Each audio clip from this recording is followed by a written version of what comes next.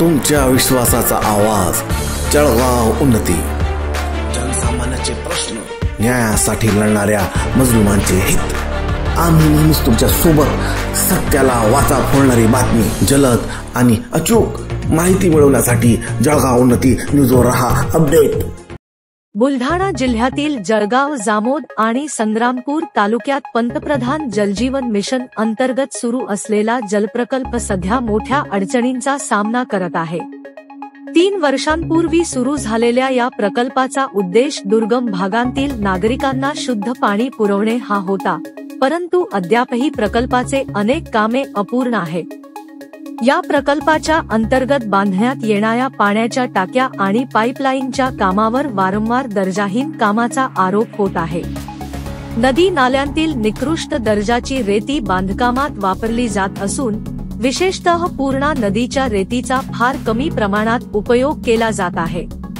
Pipe कोणत्या कंपनीचे आहेत याचीही कोणतीही माहिती उपलब्ध नसल्याने नागरिकांमध्ये नाराजी आहे।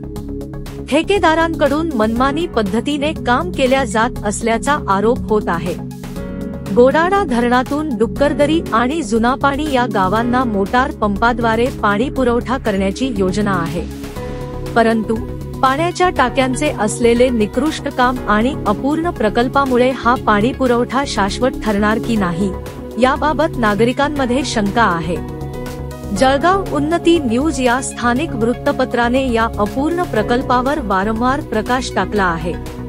संपादक शमीम देशमुख यांच्या नेतृत्वाखालील या वृत्तपत्राने प्रकल्पातील त्रुटी, भ्रष्टाचार आणि नागरिकांच्या हक्कांवर होत असलेल्या अन्यायाविरोधात आवाज उठवला आहे।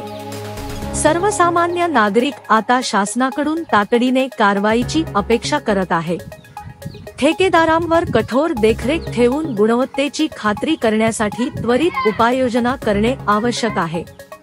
जलजीवन मिशनमधील अपूर्ण कामे वेळेत आणि दर्जेदारपणे पूर्ण होणे ग्रामीण भागातील जनतेसाठी अत्यंत आवश्यक आहे। शासन आणि स्थानिक प्रशासनाला आता जबाबदारीची जाणीव ठेवून हा प्रकल्प वेळेवर आणि गुणवत्ता सुनिश्चित करून पूर्ण करणे अत्यावश्यक आहे।